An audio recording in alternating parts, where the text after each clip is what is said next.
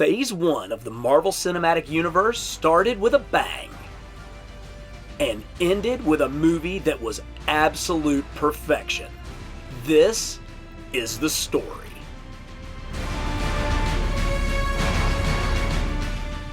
At midnight on April 14th, 2008, I sat in a darkened movie theater with my brother on one side and the owner of my local comic shop on the other. We were excited, but we had no idea that over the next 2 hours, our worlds, heck, the entire world, would change. Iron Man was a revelation. Directed by Jon Favreau, yes, Happy Hogan directed the movie, and starring Robert Downey Jr., they took a B-list superhero and created an empire.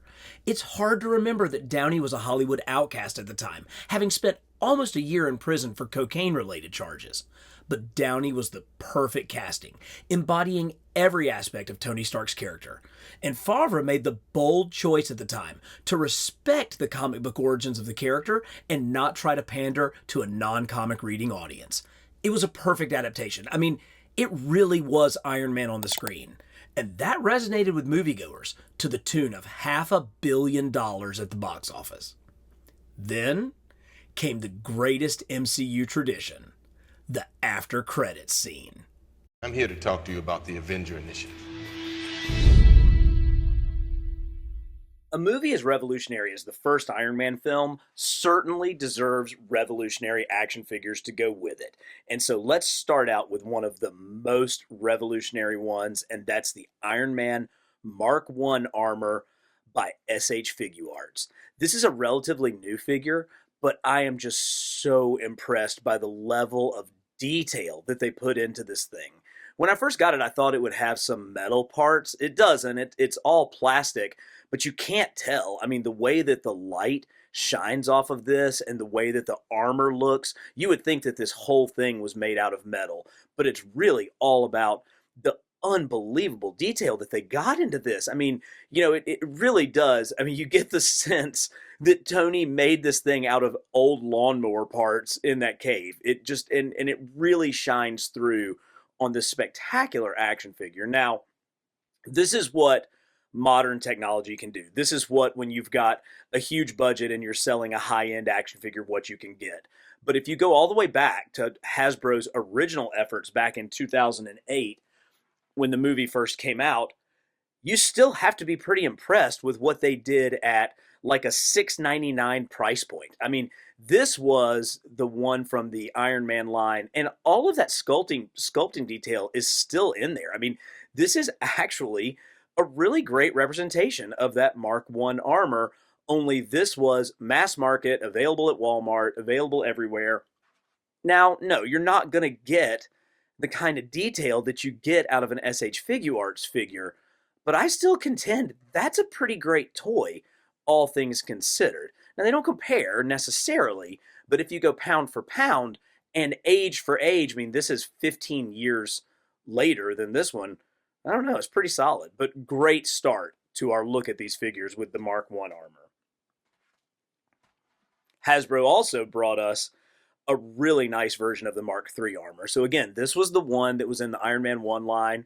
It was available at retail. There is a lot of detail, and I love that pearlescent paint where they go with it gives it that metallic look, just the way the paint shimmers and shines all around. Great articulation, like really super. And this was a time when Hasbro and Marvel Legends were kind of moving away from the 6-inch scale, so getting these figures in 6 inches is pretty terrific. Now, again, we jump to the future and the Infinity line, where we basically redid this exact same figure. Now we have face paint technology, and you're able to get that Robert Downey Jr. head with the open mask. I would argue it actually doesn't have as good of articulation as the first figure, but it's got great articulation. I mean, it's still, you're able to get him into all kinds of poses. They again did the trick where even though it's plastic, it looks like shiny metal because of the paint that's used. But look at the similarities in the sculpt. Even 15 years on, it shows how good these original toys were. But that's a pretty strong version of the Mach 3 armor. Now, of course, no movie is good without their villain, and back in the day, we got a mass-produced Ironmonger figure. This thing's big. I mean, it's got some weight to it, particularly when you compare it against the Iron Man that it was designed to fight. I really like it. I mean, it's solid, but holy cow, it does not compare to the mammoth Iron. It doesn't even fit on the screen. Look, I can't even get this thing on the screen. It is so huge. Now, it does have a tendency for that back piece to fall off. It doesn't fit in as well. Just look at the menace in that mask. I mean, this is gorgeous. He's got his rockets firing off. It's got sculpt all the way around. It's heavy. I mean, it's really a heavy piece.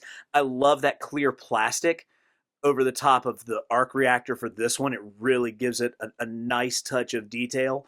But of course, it also came with Jeff Bridges as Obadiah Stane. This thing is so accurate. I can almost hear him saying, Tony Stark was able to build this in a cave with a box of scraps. Just a great action figure. Love it. After teaming up with Paramount Pictures to release Iron Man, the fledgling Marvel Studios joined forces with Universal Pictures to bring the Incredible Hulk back to the big screen. It had only been 5 years since the Eric Bana version kinda flopped, so this Edward Norton version attempted to bring the story closer to the 1978 TV series, even going so far as to have the original TV Hulk, Lou Ferrigno, provide the vocal performance for the CGI Jade Giant. It was considered a moderate success, with a total gross of about $264 million, making it the least financially successful MCU film. The movie's storyline centered around... who am I kidding? I've never seen this movie. Let's just take a look at the figures. Yeah, I got nothing. I bought no figures from the Hulk movie. Shellhead takes center stage as the MCU moves forward with Iron Man 2. Downey Jr. was back to his pitch-perfect performance as Tony Stark, now struggling with the responsibility of being Iron Man and with the arc reactor that's keeping him alive slowly poisoning him.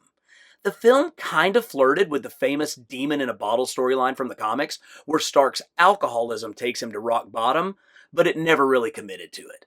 Upping the stakes, Stark has to face off against both Whiplash and Justin Hammer, all with the Black Widow lurking in the background. This movie was a mega hit, bringing in $623 million at the box office, including the 5th highest opening weekend in history at the time. But still, it was difficult to recapture that wide-eyed magic of the first Iron Man. By the time Iron Man 2 rolled around, Hasbro had realized they had found a winner in Iron Man. Iron Man is a figure much like Batman. You can put him into so many different situations, and there's a costume for all of it. He is truly one of those perpetual sellers on the toy aisles, and Hasbro has taken advantage of that. So with the Iron Man 2 series, we did get the first armor that we see in the film, the one where he pulls out his suitcase and it pops up and comes on him when he's battling Whiplash in Monaco.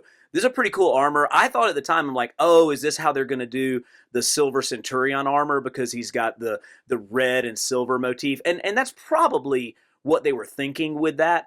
I really like how this one kind of has almost like the exoskeleton on the outside, which sort of matches how it went and sort of came up over the top of him in the film. But a lot of nice detail in this 6-inch figure. And I'm glad that it came with the briefcase, because that really does add to the look and feel of this transportable armor that he whipped out right there on the racetrack. Now, of course, we got the main armor that he used in the movie, and this was a good one. It's very, very similar to the Mark III armor. I think this one, is this like the Mark IV or Mark VI? Listen, when you're up to like Mark 85 now, I stopped caring. So just, you can correct me in the comments, but I don't remember what numbers all these things are.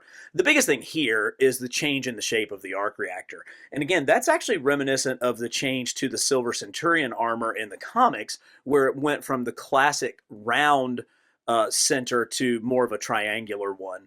And Tony kept this one for a while, but a really solid, mass-produced, mass-market figure. Now, before he donned this armor, he was having sort of his, crisis of not knowing what he was going to do. This is where he's sitting up in the donut hole eating donuts. But this is the previous armor that still has the round arc reactor. And for something that came out prior to faceplate technology, face printing technology, really, really solid Downey Jr. head on this one. But the figures that really did the most justice to the Iron Man 2 line were the ones that came from Marvel Select, from Diamond Select, the comic shop only lines. Again, these are a little bit larger. They're 7 inches as opposed to 6, but that extra inch and not being quite as concerned about articulation allowed for some really great detail to come out in these figures. Again, they've got that great shiny paint, which gives that plastic a very, very metallic look, which works for Iron Man. This is the later version with the triangular arc reactor. Just a gorgeous figure. And I can't remember if it was produced as a variant or if it was just an extra head, but there is a version where you can see a really good Downey Jr. face sculpt underneath the mask. I think it just was an extra that came with it. I don't remember. I do like when they really put the effort into his repulsors on that hand. This is a good figure. We also got a couple of versions of Rhodey. This is the Marvel Legends version that is solid. You know, it's a solid looking figure. It's got all of the detail that you expect in that 6-inch figure. I really like the Gatling gun with the ammo belt coming through it. But the Diamond Select, clearly superior in every way. That is an unbelievably accurate head sculpt of Don Cheadle in there. Just really, really happy with how strong this Diamond Select figure came out. But before we finish on Iron Man 2, there's one that was absolutely missing, and it's Whiplash. Now, if you go on the internet and look at fans' most requested list, a 6-inch Mickey Rourke Whiplash figure is way up at the top. But thus far, the only version of him that we have gotten is in the Marvel Universe 3 3/4-inch line. So this is one that is high on everybody's wish list and one that we really need fulfilled. Before we leave Iron Man 2, I did discover one more version of that Mark IV armor, and this one came from Bandai in their SH Figuarts line. Again, this is similar to the Mark I that we saw, where it really looks like it's all die-cast metal, but it's not. It's plastic, although there is a little bit of die-cast metal down here at the feet, which is really nice because that allows it to stand. But this is that kind of high-end sculpting detail that we've come to expect from our import figures. And man, this one is another really, really nice one. But I think where this one really crushes it are with the accessories. You get 2 Downey Jr. heads. And I mean, holy cow, look at that thing. It's like I'm literally holding Robert Downey Jr.'s face right in my hand. You also get a really sweet sunglass version as well. These are some of the finest facial reproductions that I've seen in this 6-inch scale. But for me, what takes this set absolutely over the top is the box of donuts that comes with it. I must say, I was really worried about the Thor film. As an avid Thor comic fan, particularly Walt Simonson's epic run, I really wondered how the sword and sorcery aspect of Thor's mythology would translate to the silver screen. Academy Award winner Kenneth Branagh was directing, which seemed good, but also an odd fit. But I needn't have worried. While the scenes with the Asgardians on Earth did have an unmistakable medieval times flair to them, the now apparent strength of the MCU was becoming more and more clear. The casting. Chris Hemsworth was certainly worthy as the mighty Thor, but it was the remainder of the cast that solidified the world-making. Sir Anthony Hopkins was pitch perfect as Odin, and Natalie Portman had just won Best Actress in Black Swan before portraying Jane Foster. Then the scene-stealing Kat Dennings provided the perfect, down-to-earth straight man for dealing with otherworldly gods. However, no one stole the show like Tom Hiddleston's Loki, a villain with motivation and charisma, and one who would lead the MCU for years to come. Despite my initial fears, Thor was a financial success, grossing $450 million worldwide. Probably the Marvel movie with the biggest inverse relationship of great figures to movie quality is the first Thor film, because we got some actually really legit figures from that movie, beginning with a couple of great Marvel legends. Specifically, here is our version of Thor from the film, and he's got that pretty classic armor that he's wearing. This armor was clearly inspired by the artwork of Oliver Capiel, the artist who worked with J. Michael Straczynski. I'm not going to get either one of those names right, but you guys know who I'm talking about. And they took a lot of his design choices when they created this original Thor armor. And I think it looks really good. It's one of the few times that we actually get Thor in his helmet. We did get to see a little bit of that in Ragnarok, but it was pretty cool that they gave it to us in this film. We also, in the Infinity series, finally got Odin. And wow, man, that is a unbelievably remarkable look at Anthony Hopkins as the All-Father. Really solid figure, good detail all the way around. I think it's pretty great. Though the place where the Thor movie really kicked off was in the Marvel Select line, where you got a very, very good, for the time, version of Chris Hemsworth as Thor. Completely accurate movie costume, 7 inches, but good articulation. Really nice sculpt there. Good version of Mjolnir. I like this, but this was where we actually got Tom Hiddleston as Loki. And that's a strong Loki head. I love the big swooping Jack Kirby-esque horns on this one. I like all of the medieval looking plating. He's got the sewn in leather on the sides of his pants there. Just a great figure. But what was cool about this one is they came together and created an accessory, which is the Bifrost, the sword that helps to control the Bifrost. So that was a nice little bonus that those figures packed in. If you got both of them, you were able to complete the gate to the Bifrost. But at the time, Hasbro was kind of moving away from the 6-inch scale and moving more towards their 3 3/4 inch scale. And that's where we really got to see more of the characters from the Thor film, including the 3 main people that we've seen, Thor, Loki, and Odin. But it allowed us to get things like the Destroyer. And this is a sweet Destroyer figure. And you know what's even better about it? It still lights up. That chest armor still, when you press the button, it'll still light up. Really cool and very, very comic accurate. I mean, I know this is exactly what it looked like in the film, but they did a great job of transitioning from the comics to the film for the Destroyer. But where I'm most excited is it was in the 3 3/4 inch line, is the only place that we've gotten the Warriors 3. And these guys just look so great together. Again, they did a good job, man. There's a lot. They packed a lot of detail into these Marvel Universe figures, these 3 3/4 inch figures. There's great articulation, basically the same as a Marvel Legends. But I mean, just look at that beard on Volstagg. It is really strong. So we need 6-inch versions of these guys. But until then, I will take these Marvel Universe ones. When Captain America: The First Avenger hit theaters in July of 2011, it really felt like the MCU was gaining steam.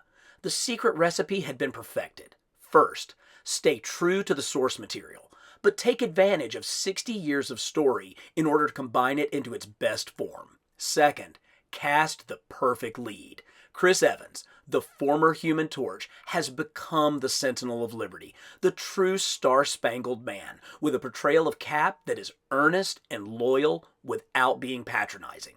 The movie wasn't afraid to shift the tone either, moving away from your typical popcorn blockbuster into something that felt a little more old-fashioned, perfect for the 1940s time frame of the film. Now, the film wasn't perfect. Hugo Weaving did the best he could in a red rubber mask, but the heart of this movie, led by the compelling portrayal of both Steve Rogers and Captain America, won the day. And the movie was a success, grossing over $370 million at the box office. Marvel was here to stay. There's something about Captain America: The First Avenger that always just makes me smile. I think maybe it's just the style, that old-fashioned chaste romance that you had. I'm not sure, but I just have always found it to be one of my favorite movies. And truly, I think a lot of it has to do with Chris Evans' portrayal as Captain America. He just brought an honesty and an integrity that is absolutely essential to the character of Captain America. And doesn't really come across in this 6-inch Marvel Legends figure. This is kind of his battle suit. And, you know, it's decent, but as we'll see, things got a whole heck of a lot better. Now, this was, I believe, one of the Infinity series where we got a redo of a figure, and here's Hugo Weaving as the Red Skull. And, I can make an argument this looks better than what he looked like on the film.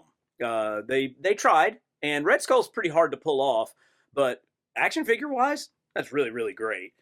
Now, when you talk about that chaste romance, this 2-pack really, really made me happy. I was so glad to get Sharon Carter in her World War II outfit, her captain's little dress uniform. She just looks so great. And I think that's a pretty close approximation of Haley Atwell. I actually think she's a little bit prettier in real life than she is in this figure, but it does capture that 1940s hairstyle and just her simple elegance.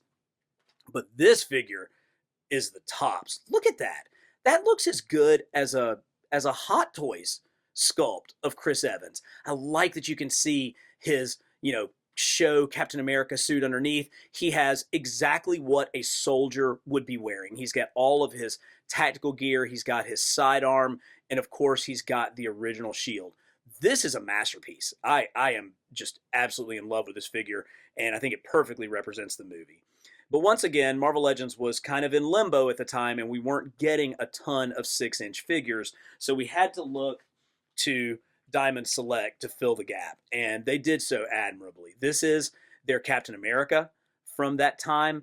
Really solid, 7 inches, good shield, big shield, but got all of the detail in that Captain America suit, and really kind of how it made sense, how the suspenders came down to create the flag motif. It's just really well done.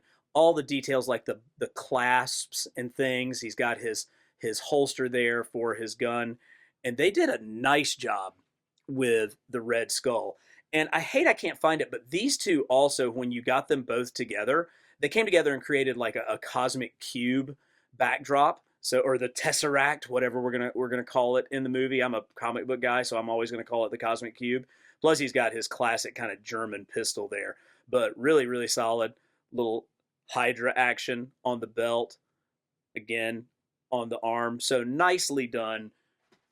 But for me, this is the figure that really perfectly encapsulates Captain America, the First Avenger. The comic fans knew just how much groundwork had been laid prior to 2012's release of The Avengers. But that success in theaters didn't predict the seismic shift that was about to happen. Joss Whedon took all the ingredients that had been simmering for the past 4 years and crafted a masterpiece. Let me put this another way. I texted one of my best friends after the premiere. He's an unrelenting cynic, the guy who can criticize anything, and I asked him what he thought. His one-word reply? Perfection. And it wasn't just us fanboys and hardcore comic nerds. This movie went on to gross $1.5 billion worldwide, making it the 3rd highest grossing movie of all time. The Marvel age of cinema was upon us.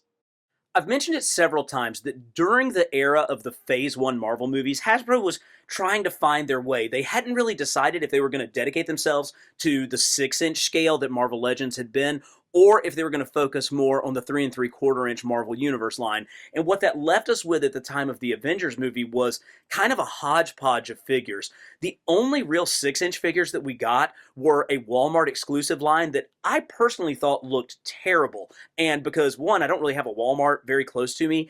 I know that sounds crazy living in America, but I don't have a convenient Walmart. And 2, I thought they looked like crap. I didn't buy those figures. So the only real 6-inch figures that I have representing the Avengers are from the 3-pack of the S.H.I.E.L.D. members, including this terrific version of Nick Fury. Now, we all got tired of this trench coat being used on Marvel Legends over the years, but it certainly works with this spectacular Samuel L. Jackson. But you can't have Nick without his 2 bestest pals with Maria Hill and Agent Phil Coulson, and they did a great job bringing these to life. A little bit later down the line, in the Infinity series, we got the Iron Man from the suit that he wore in Avengers, and I really liked this. It had touches of all the previous Iron Man armors that we had seen in the MCU up to that point. You still had splashes of silver to kind of represent the silver centurion aspect, but they came back to the circular arc reactor, which has always been my preferred look because it harkens back to the classic 70s and 80s looks in the comics.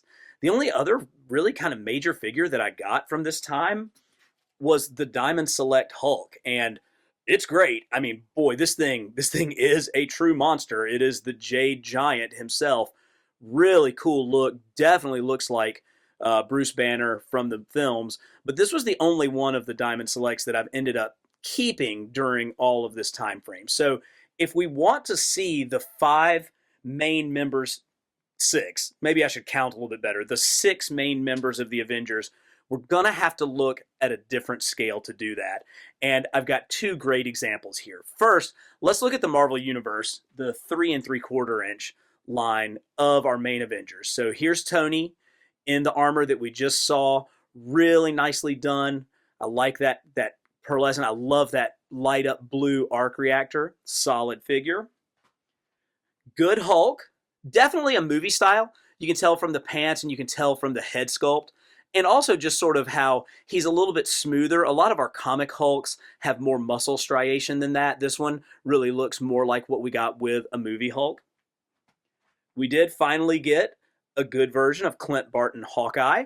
Really sweet. He's got his shades on. I kind of like him without them, but that's okay. It works. We get a good Jeremy Renner head sculpt there in the 3 3/4 inch scale. Black Widow. It's always tough to get those female head sculpts to look right, particularly the smaller the figures get. And I think this one suffered a little bit because of that, but at least we got her. This is a really terrible Captain America. I don't know what they're thinking. Like, it just has normal cut shoulders. Like, why on earth? And why does the shoulder come over the top like this? And again, just regular. So this doesn't have anywhere near the articulation that the other figures in this line had. I think maybe I've chosen a really poor example of this, but he is the one in the Avengers costume that kind of fits in with these, I think, or maybe that's the Captain America First Avenger figure. I don't know. He was in the box. And then, of course, the Prince of Asgard, Thor himself. Pretty nice. But if I had to pick what's the best representation of the Avengers, we got to go Mini-Mates, because once again, Art Asylum packs all the detail into a tiny, tiny little package. And they did it here with this great Iron Man figure. I'm going to bring them all up so that we can kind of see them together. Here is the Hulk. And I love how when they have these supersized figures, because they're all basically on the same base body, but you've got to create some kind of illusion to make the Hulk look bigger. So he has kind of added forearms, added lower legs. He's got kind of a puffy chest piece that sits over the top, but it works because it creates a significantly larger figure as far as that goes. Hawkeye comes without his sunglasses, so you can actually see the face sculpt. And it is remarkable how they get these tiny little things to actually look like the actors that we're so fond of in the film. So he comes with all of his accessories. Very, very nice. Black Widow, actually, I think looks more like Natasha in Mini-Mate scale than she did in the 3 3/4 inch scale. She has both of her pistols with her, so she's got her awesome accessories. The Sentinel of Liberty, Captain America, with his shield, holding it in his hand. And they kind of hit that blue color that was what Cap's uniform looked like in the Avengers film. It was a little bit different blue than we had seen in some of the other films, so that worked very well. And, of course, Thor with Mjolnir. So we got a teeny little Mjolnir to go along with it. This is my definitive set of action figures from the first Avengers film. If you like this video, check out the entire playlist of MCU action figure reviews, and go ahead and hit like. And for the best in comics history and action figures, subscribe to Carbon Scoring.